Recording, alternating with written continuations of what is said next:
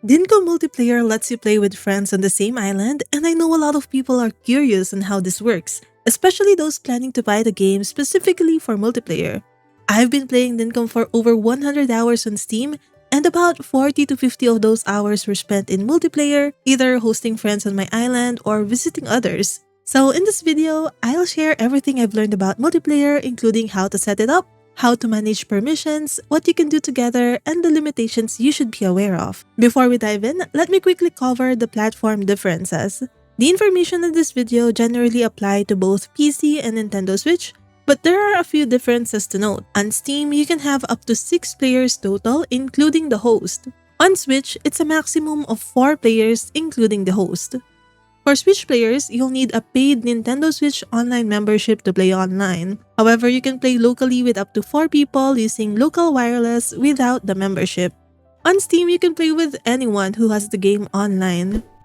Let's start with hosting. To host a game, go to the main menu, select Multiplayer, and choose the save game you want to use.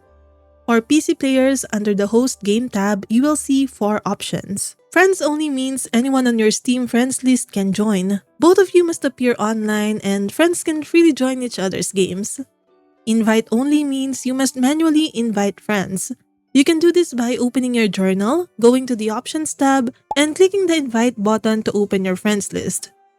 Public means anyone can join your world, so be careful since you're going to be playing with strangers.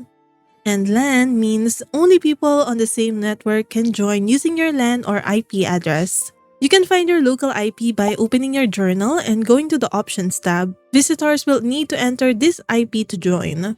For Switch players, under the Host Game tab, you have 3 options. Local communication lets you host using local wireless. Other players can find you by choosing from Open Games in the multiplayer menu. Friends only works the same as PC. Anyone on your Switch friends list can join. Remember, this only works if you have the online membership. Then, invite only requires you to send an invite code to your friends. Note that there is no public lobby option on Switch. There's currently no way to host a dedicated server or join a player through their ISP-assigned IP address. Once you've chosen your settings, click Host Game to load your world in multiplayer mode. Joining a game is straightforward. Visitors just need to select Multiplayer from the main menu, choose their character, and join based on how the host set things up. Now let's talk about permissions because this is really important. When playing in multiplayer, the host controls what each visitor can do on the island. If you're hosting, make sure to set default permissions for first-time visitors to avoid any theft or damage to your island, especially in public lobbies. The good news is that returning visitors keep their previous permission settings, so you won't have to redo it every time. You can also change permissions for current visitors by clicking the cog icon next to their name in the visitor list. Let me go through each permission one by one. Creative give visitors access to the creative toolbar. The host must also be in creative mode to see this option. Open containers means visitors can open chests and interact with their contents. Item pickup or drop means visitors can pick up or drop inventory items. Edit house lets visitors decorate both the host's house and guest house's interiors. They can also use house customization kits to change the house's appearance. Terraform or pathing allows visitors to dig, terraform, plant grass seeds, and place or pick up pathing. Edit Island lets visitors place and pick up objects outside of houses. Interactions with vehicles means visitors can drive vehicles. And interactions with farm animals means visitors can milk, shear, or sell animals. Here's something to note about the save system. Like in single player, the game only saves once all players in the island go to sleep and the game advances to the next day. This means if a visitor steals items from you or damages your island, you can exit to the main menu without sleeping, and the damage won't be saved as long as you caught them within that day. However, this also means any progress or transactions that happened before the last save will be lost. If they already had an item in their inventory while sleeping and you notice the theft the next day, that item will already be gone even if you exit at that point. And that's why setting permissions is very important. When trading items with other players, you need to sleep and save the game while you have the traded item in your inventory so you can keep it and use it on your own island. You can also place received items inside the travel bags located in the base tent or town hall to ensure they transfer safely. Any items held above your character's head like fossils and gems cannot be transferred between islands. So what can you do in multiplayer? First, I want to quickly point out that there's a proximity voice chat available on the Steam version of the game. You can also do emotes or type using the in-game messaging feature by pressing enter on your keyboard. There's also an option to turn PvP on for some friendly competitions or minigames. For Switch players, there's no built-in proximity voice chat, but you can still do emotes or type in-game by pressing down on the directional buttons. Also, keep in mind that you cannot pause the in-game time if you're playing in multiplayer, even if visiting players have already left. You need to switch back to single-player mode if you want to be able to pause your game.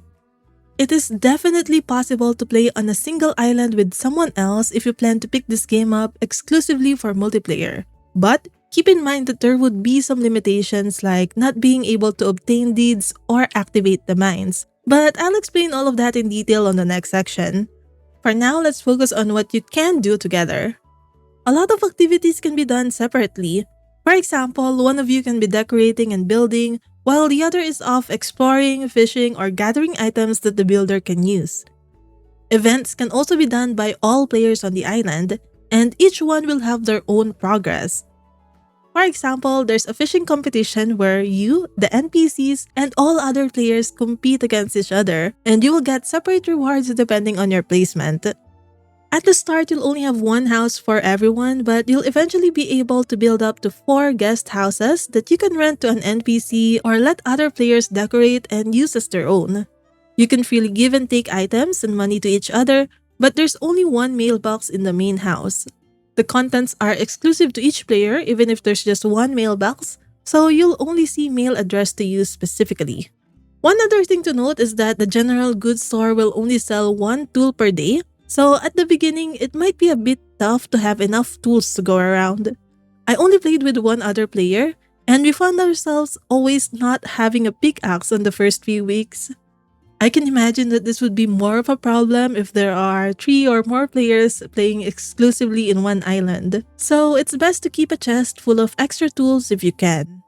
If you're playing on separate islands and just plan to visit each other from time to time, I suggest that each player should have played for about the same amount of time. Otherwise, the host or visitor may end up spoiling something for the other, since there are a lot of buildings and items in this game to unlock. If the difference in your playtimes is too big and you plan to play together often, the more advanced player might want to consider starting a new character for multiplayer and dedicating that one for playing with the newer player. Of course, this still depends on your playstyle, and if the newer player don't mind the spoilers, playing with a more advanced player can really speed up the game progress by quite a lot, since they can give you a lot of money, advanced tools, vehicles, or machines to kickstart your own journey. Now, let's look at some features and limitations that apply to multiplayer.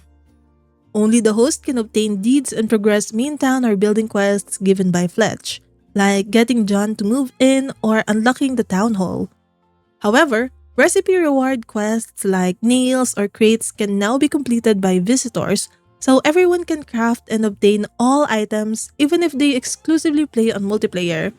As I said, you can share resources and money with each other, so even if only the host can get the deeds from Fletch, other players will still be able to help construct the buildings by donating resources or money. I don't feel like this is a big deal, but because only the host can advance town progression, new players may still want to spend some time on their own island early on, but it's not required or needed if you just want to play with someone else hosting the island. Each player develops and keeps their own skills, licenses, and NPC relationships. However, only the host's level and licenses affect which NPCs move to the island or appear. Visitors' progress and experience carry over to their own island. Visitors can also complete NPC relationship quests and hang out with NPCs if they meet the relationship criteria.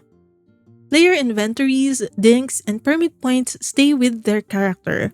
Visitors can bring items from their own islands into the host game and vice versa. For the mine and island reef, only the host can activate the mine elevator and the airport airship, and all players must be in the elevator or airship to travel together. This means that if one of you wants to go down the mines or to island reef, all players must go together. Visitors cannot explore the main island while the host is in the mine or island reef. Visitors can donate bugs, fish, and critters to the museum, but donations only count toward the host's museum completion. Your personal donation progress remains unchanged and can be viewed when you return to your own island. Then, a special reward unlocks when the museum is completed. However, only players with the completed pedia can purchase it.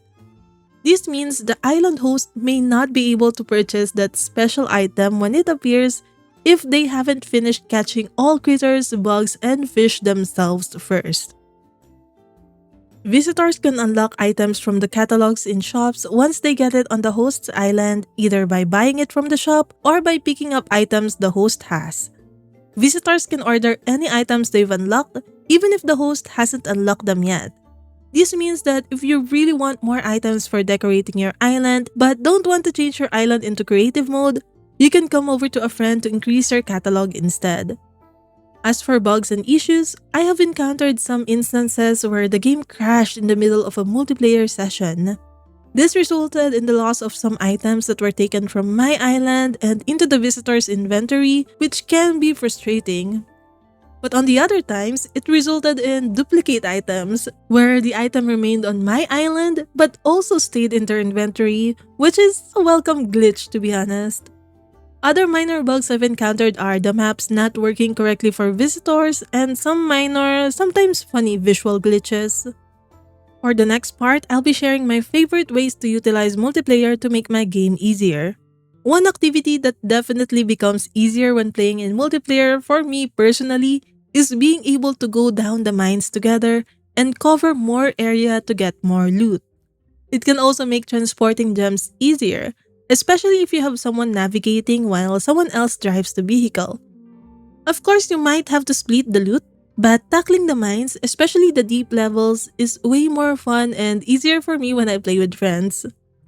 Plus, the other players can revive you if you faint to avoid any penalties. As long as one person is still alive in the island, you can still continue playing and reviving each other. In single-player mode, NPCs can also revive you if you pass out, but you can't really guarantee you'll be hanging out with an NPC when you die in the game. You can also make fishing easier by using a vehicle in multiplayer. One person can drive while the other fishes. Once the fish bites, the driver can move the vehicle toward the fish so the fisherman can reel it in much faster. Then, this might be trivial, but I really enjoy this small advantage when I have a visitor on my island. When an NPC requests an item, I ask the visitor to check my inventories and chest to see if I have that item before accepting or rejecting the request. Remember that accepting a request and failing to deliver it within the day will lower your relationship with the NPC. This was especially helpful when I was trying to get Sheila to move in because she always asks for food items and I can't keep track of what I can or can't cook. In general, playing with other people greatly enhances my own experience for the game. Plus, there are also a lot of multiplayer minigames you can do like in Animal Crossing, like maybe playing hide and seek. There are also some fun in-game items that can make for some fun DIY minigames. There's a dice, a roulette, a frisbee, etc. But I haven't explored this one much yet since I'm still busy exploring the game. If you do have any ideas for minigames, let me know in the comment section. I hope this guide helps you set up your multiplayer sessions and make it more enjoyable. Have fun playing with your friends.